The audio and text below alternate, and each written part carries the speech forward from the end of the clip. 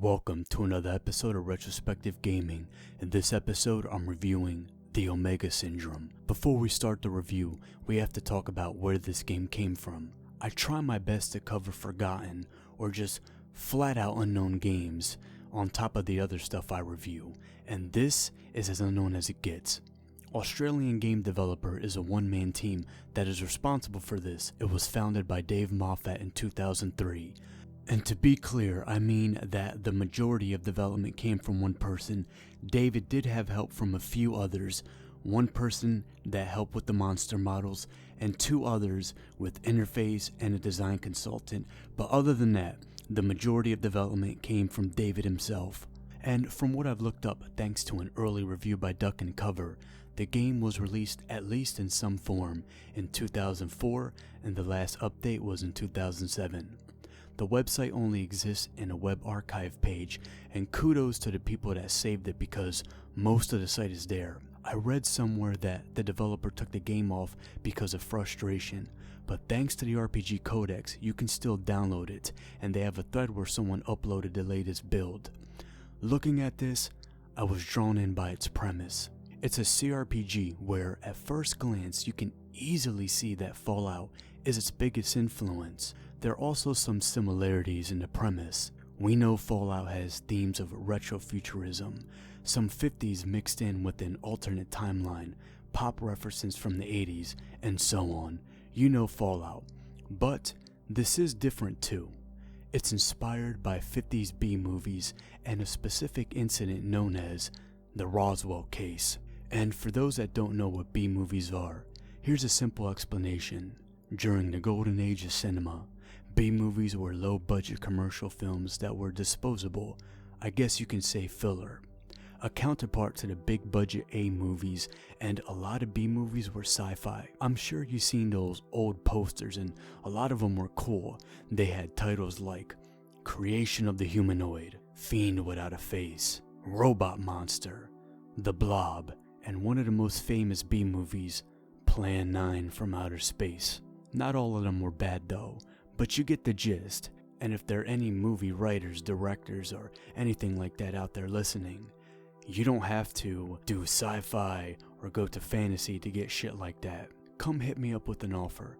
I can tell you about a lot of the paranormal, outer dimensional shit that I saw, things that are truly out of this world, based on my own life experiences and shit that I saw, and you can get a hell of a movie or other forms of entertainment. Just hit me up with a nice offer. But that's another subject. Now that we got the background out the way, just a heads up, since this game barely, if at all, has any music, I'm using songs from other games that I think fit the atmosphere, so there's something to listen to in the background, and links will be in the description so you know which songs are playing. Here's my review of the Omega Syndrome. After the Roswell incident in 1947, the US government took measures to establish a secret group off the books to handle future occurrences. Max Power, or whatever you name him, urgently rushes to the secret installation to find out that giant worms, biosynthetic automations, and reptoids have completely taken over. And with no other choice but to cause a self-destruct, you escape in a helicopter, and everything is going as well as it can until it's shot down and you land in the woods. You must get to this secret lab. There is no other choice, and anything other than success means death and doom for the whole world. And on top of that, there is this weird disease that is affecting a certain part of your body. It's not as easy as just going to the lab. You have to deal with everything in between on your way there. And that is how Omega Syndrome starts. The benefit of covering a game so obscure is that I didn't know what I was getting into, and to know that this is a project that was done by one person, it reminds me of the older Spiderweb Software games. Starting off was a bit underwhelming. The beginning area went on a bit too long, and the first part is just really boring. It's hallway after hallway, elevator after elevator. But at the end of the beginning area, it started getting interesting. You got infected zombies, automation killbots attacking you, which is expected, but then the reptoids, also known as UFO nuts, come out and play, the antagonists, And there's this little thing they did where they disappear right after getting hit and show up somewhere near you and get a shot off you a couple turns later. And this is where I started paying attention. Next to the containment boxes was a little sewage drain that led to an area known as the Hive, where these huge drill worms are popping out, and these weird storage places where half-formed humanoids are just there, just sitting in these little cubes or nests, just waiting to come out. And I had to dig someone out of one of these little sacks and find a way to get out of this area. This is where it got interesting. The story did keep my interest throughout the whole game. It's not spectacular, but the pacing is good enough to keep it from getting old. It's not a big game. Keep in mind that this was made by one person.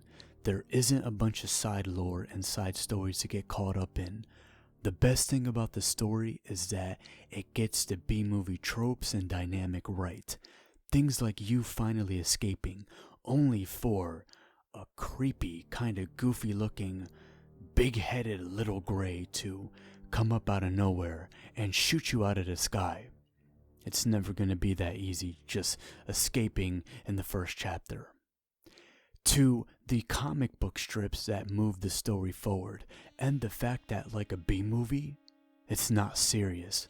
In this world, you will see sea dragons and reptoids fighting you outside of a 2-story house where they're keeping someone locked in. That's right, I said sea dragons. You also see talking trees that whisper to you just to ambush you, like a siren. You see zombies holding rifles. I mean, this is a game where the default name for your character is Max Power. Max fucking Power. Thank God you can change it. And sticking to the B-movie premise without trying to make it too serious works in its favor. And it's obvious from the start that this game is influenced by Fallout. And in one way I wasn't expecting. Remember, in the first Fallout game, the game had a timer for you to do the first thing in the main quest, get the water chip. This game has something sort of like that, where you will get affected at some point with a brain disease and have to get to a scientist before time runs out to get a cure.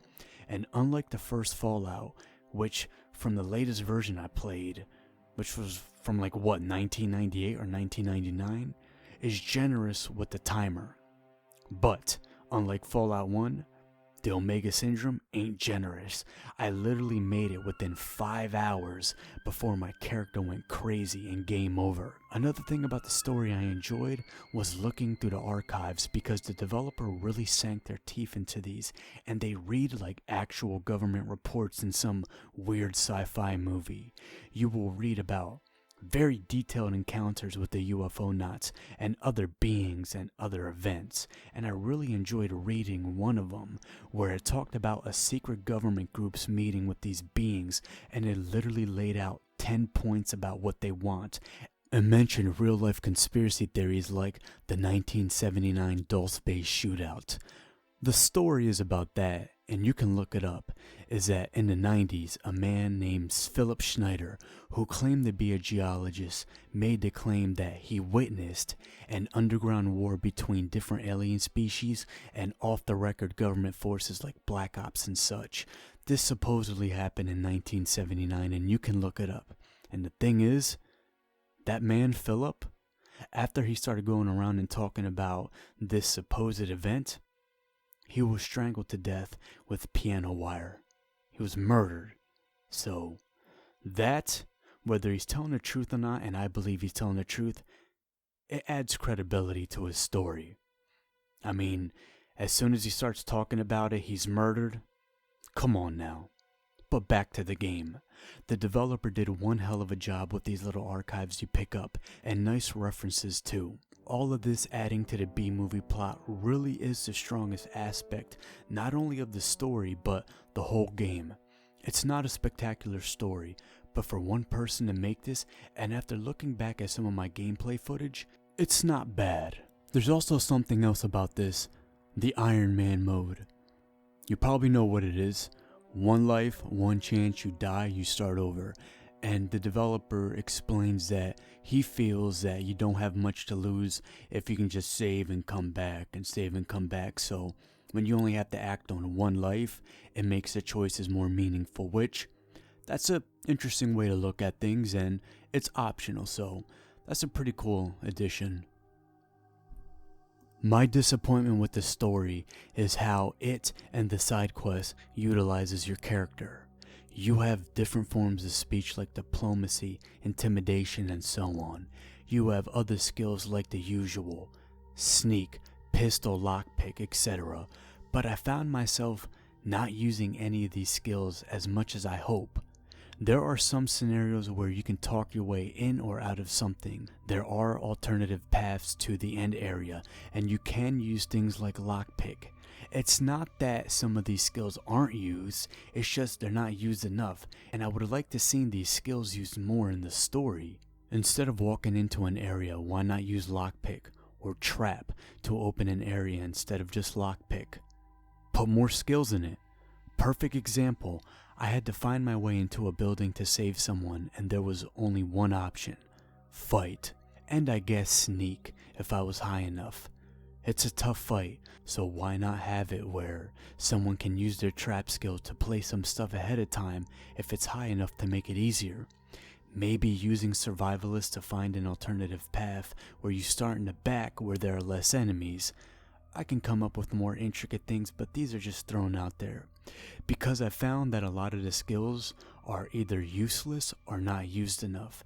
It's pretty straightforward, and sometimes the story reminded me of a choose-your-own-adventure with some choices instead of a fully fleshed role-playing game with a bunch of choices. And it could have used more variety. Some side areas are also too short and boring, like the museum. It's just one floor with a special item, and it's a small game. But I'm glad I traveled around the map as much as I can and tried to find a lore and the different side plots, because I found another influence from Fallout: special encounters, and some of these are wacky and goes right in line with the B-movie premise and plot. You see sirens that lure you in, only to be intense versions of zombies. You can climb through a bus for some stupid sunglasses only to end up dead, dying for literally nothing. One random encounter, someone literally hopped out of a trash can to sell me government documents and computer chips. That one had me laughing. These random encounters are a nice touch, and they fit in with the general wackiness of the game. And there are a good amount of special encounters that pop up frequently, and it prevents it from getting stale when you're roaming around the map and just exploring. While the story is rough in some areas and it doesn't give off the best first impression, as I said before, to me it didn't get interesting until the Hive, which is not that far in. And when it came to skills being utilized in the story, yes, the speech skills, you do use them. Not as much as I would have liked to seen, but they are in use. But I'm talking about overall, all the skills. I would like to see that utilized more in the story. I wish more was done with the anti-technology cult. I wish more things were done in the story, or they had a bigger plot line. I just think there's a lot of potential there, and I wanted to see more.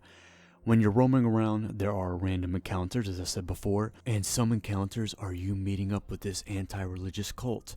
Sometimes they're benevolent and they'll let you go, even if you don't want to join them. Other times, if you refuse, they're going to attack you. Not going to tell you what happens if you do join them, but that's what they are. And I wish more was done with them because they're kind of mysterious, and maybe you don't have to do too much, but I would like to see more done with them. And when you look at them, by the way, they're kind of fucking annoying with their stupid heat guns, but when you look at them, they sort of look like the character Moltar from Space Ghost Coast to Coast. Space Ghost Coast to Coast was a cartoon that aired on Cartoon Network / Adult Swim late at night for Adult Swim. And Moltar, great character. The show's funny as fuck. Look it up. Kinda looks like that. I wish more was done with them. But despite my critiques, it's the commitment to the B-movie atmosphere, how wacky, kooky, zany it is, whatever you want to say, how it doesn't take itself so serious, the attention to the world building with the archives and special encounters, all of that was good enough to keep me invested in the story. Combat is turn-based. As I said before, this is heavily inspired by Fallout. Action points, take turns, end turn, resistances, traits and such. You know what it is. The level cap in this game is low, which caught me by surprise. By the time I was level 5, I already had 100+% in pistol, 79% in diplomacy, and decent stats in other areas. And by the time I got to the last area, I was level 6. So don't expect to have lots of traits or having a character with 100 and multiple stats when you get to the end. And I would say I did most of the stuff you can do. If I grinded a bit more, I could have been level 7 or 8 by the time I got there, which is a change of pace from a lot of other RPGs, and I don't mind it. You can't just find a character at the end where you have so much and you're just OP and everything. You won't get to a high level unless you just really spend a lot of unnecessary time grinding, but I don't mind it. Omega Syndrome is not an easy game. Even after putting many hours, there were some very tough moments, and the most danger came from random encounters. Even near the end of the game, they can be a pain. Sometimes, you might find yourself getting ambushed by 10 intense infected zombies in a random encounter, and this is dangerous for other reasons, and this is dangerous for more reasons than just being jumped or dying. It's what the zombies can do to you and what they can give you. I would just avoid zombie fights if I were you. In some random encounters, you see sea dragons defending reptoids. Sometimes you see those stupid cultists and their heat guns. It's a power and numbers game for the most part. You get jumped a lot. The hardest part is not even surviving. It's not trying to catch a disease that will make you lose your sanity just by roaming the map for about 20 seconds? And it's also protecting your companions. They can be really fragile. At least they know when to run though. They might sit there and be punching bags, but at some point, fear overrides and they run away. So at least that's a nice touch in your AI, so they're not just sitting there even with 2 HP left. At some point they will run away.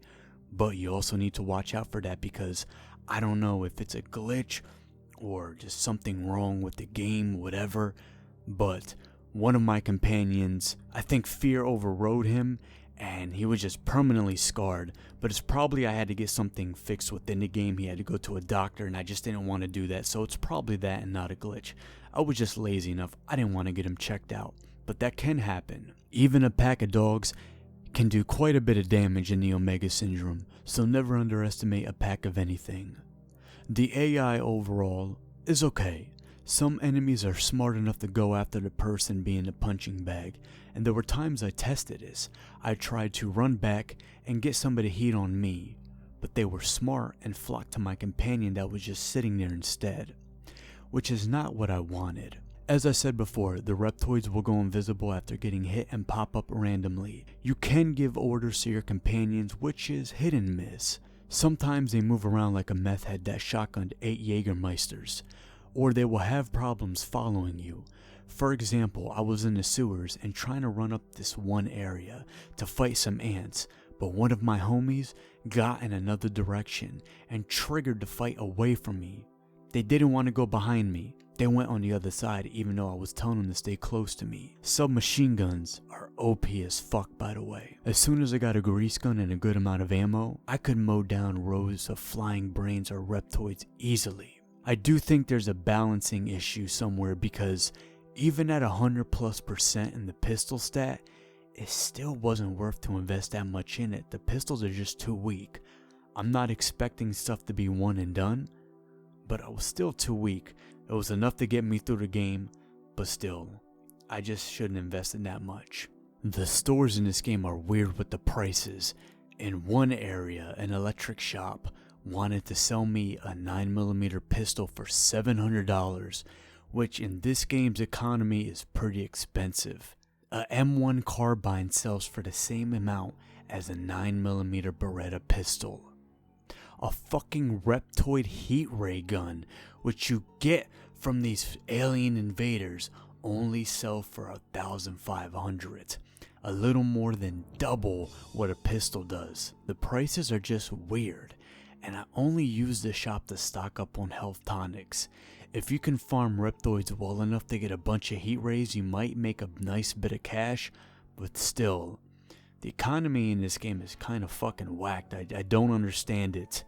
Ammo's pretty fucking expensive, which thankfully I didn't need to rely on a shop to get through the game, but still, it just does not make sense. It's definitely need more work. The Omega Syndrome is a challenging game. You can turn the difficulty down, but I'm talking about the normal difficulty. I would have liked to see more unique weapons like the Reptoid Heat Ray, and just a bit of advice if you do play it. Do whatever you can to avoid getting the, let's say, disease that I won't name. Hint, just watch out for the zombies, because it will game over you so fast, and there's very limited resources to deal with this, so just avoid zombie fights altogether, or if you're brave enough, don't say I didn't warn you. Also, shout out to Jarl Frank on the RPG Codex forums. I was looking through the Omega Syndrome thread, and at that time, I put quite a bit of hours into the game. I wasn't done, but I didn't pay attention to the store prices and trading stuff and the economy. But after I was scrolling through the thread again, after putting some time into it, trying to see if maybe there was an update on the whereabouts of the person that made it, or maybe there was another version that was found, or maybe the person that made the game commented. Unfortunately, they didn't. I skimmed through Jarl Frank's impressions, and seeing that, I was like, Jarl's right, the economy is sort of fucked up, so shout out to them. Despite the lack of music and other sounds, there are positives in the game's atmosphere. I like the presentation, and despite the fact that it looks funky and the models remind me of a certain game from 1997 and the 3D, there are assets that are reused, but I like the overall look, and the UI looks great too. It looks like the interface of an old computer, which fits the game perfectly. I love how the map is, the Scoutmaster, and it sort of reminds me of a telescope, but the colors and how it looks, the cities you encounter, they look like the populated area of a mid-sized city in the 50s, and it even comes with an annoying bar that has that wannabe biker that's drunk and trying to fight you. Reminds me of some areas I had the displeasure of traveling through. One of the best things about the presentation are the pieces of art that you see, magazines, and the cover art. It looks fantastic. It looks something straight out of golden age of sci-fi flicks. And at first glance you might not be impressed, and you might chuckle at the game because there are funky elements. With what the developer had to work with, he did it well and he made it his own. And he separated it from trying to be too much of what it's influenced by. It's also convenient that the bar for the skills that you use, like doctor or first aid, is always on the left. And yes, it takes up some of the screen, but I don't mind it because it beats having to click a button to bring it up each time. I just wish there were more reasons to use that bar. Now, there are pains when you're trying to run this game. This was last updated in 2007, so running it on modern hardware, it will crash a lot, and when you're scrolling, there will be weird things where skits is out sometimes. I don't know how much of this is due to the game being buggy naturally, or is it because you're trying to run it on modern hardware. So keep in mind, there are pains when you're trying to run this game. So overall, Omega Syndrome is an interesting game for more reasons than the game itself. How little information there is about it, the lack of history, and the few tidbits of information I could find, the person who made it. It shows that they're passionate and they should be proud of what they made. I don't know if this is the final vision, the complete vision of what they wanted, but it shows dedication and a love for computer role-playing games, which I share. It's been 14 years since the latest version was released. If David hasn't come back by now, then I don't know if he's ever going to come back. He probably won't. If the creator of this does watch this video somehow, I just want to say this. I know what it's like to get frustrated. I've given up so many things I've been passionate about. I've gotten better at not leaving stuff so easily, but it's still there. I would love to see another game from you. Reading your website about the type of role-playing games that you like and why you made this. We need mindsets like this more than ever right now. And look at the person behind Spiderweb Software, Jeff. I believe his last name was Vogel, I could be wrong. Look at what he did as a one-person machine. He's been doing that for over 20 years. Think about 2021. With all the tools out here now, maybe you can get more people and get some funding. But even if you go it alone, I would love to see what you can do with another game. If you choose to come back, that is your choice. On the website for the developer posted a forum post from a user named Sorrow from the RPG Codex forums. It's what Sorrow describes as computer tabletop role-playing games and what his vision of a true RPG should be.